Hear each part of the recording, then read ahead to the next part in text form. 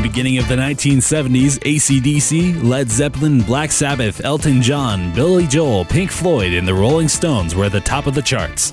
Anti-Vietnam War protests were still happening at college campuses all across the country. Weber State College had a few political activists as well. When I got to Weber State, things were really gearing up in Vietnam, and the draft was, they were drafting more and more kids, and there were guys disappearing from college who decided to sign up. There were protests out in front of the Union Building. I was involved in every single one of them. Many entertainers and notable speakers were invited to visit the Union Building. Novelist Pearl S. Buck and radio personality Paul Harvey shared their thoughts. Top-of-the-chart groups like Kenny Rogers and the First Edition filled the halls of the Union Building. Even Minnesota Fats, the infamous pool player, gave demonstrations on campus. Noon programs brought the concept of the living room of the campus to life. We'd set up a table down there, and he would, all these pool sharks would come around to try and beat him. Those staircases and up around the balcony would just be lined with hundreds of students watching him with his demonstration. Farrell Shepherd's concept of education outside the classroom continued, as politicians and plays, music, and good times echoed throughout Weber State College.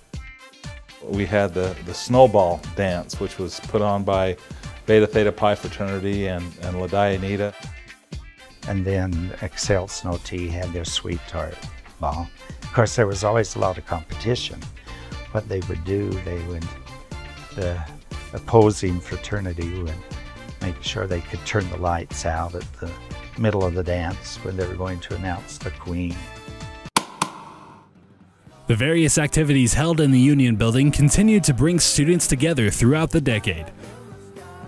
J. Farrell Shepherd. I worked in the Union Building for him when I was a student, and he called the Shepherd Union Building the living room of the campus, and he really meant it. And we used to have a lot of fun there. There's a place in the Union Building that was called a pit. We'd go hang out in the pit. We'd have parties there every once in a while. I left Weber after I graduated.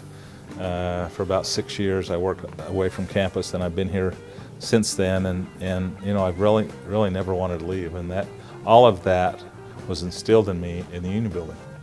I developed a great love for the university and still have that love.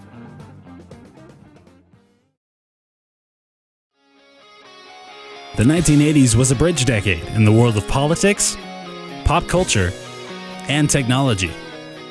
Meanwhile, the entrepreneurs of tomorrow were receiving an education at Weber State College. Beginning in the late 70s and on into the 1980s, building at Weber State grew at a rapid pace. J. Farrell Shepherd had expressed the concept of student involvement throughout his entire career. What a union does and how it can bring the students and faculty and others together. It's a facility, and it's an organization as well.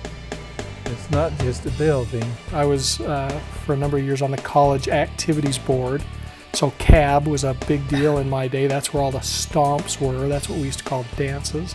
We had them pretty frequently. And so one of the biggest things that I remember is it was a college, but it was the heartbeat of my life at that time. I mean, when I went to Weber State, it was the centerpiece of what was going on in my life. Many students can trace their fond memories back to the Union Building. I remember the ballroom, all 3 ballrooms being packed with kids and bands, live bands. We never had records or DJs. I think we got a lot of mileage out of the Union Building, from the ballroom, the lobby, the classrooms that were there. I remember standing in line in the bookstore down in the basement and noticed a cute girl behind me and started talking to her, flirting with her, and 5 years later ended up marrying her. So I met my wife in the Union Building. Perhaps the greatest event of the 80s was when the Union Building was memorialized in the name of a humble and dedicated man, J. Farrell Shepherd. Shep was honored in a ceremony held May 27, 1982.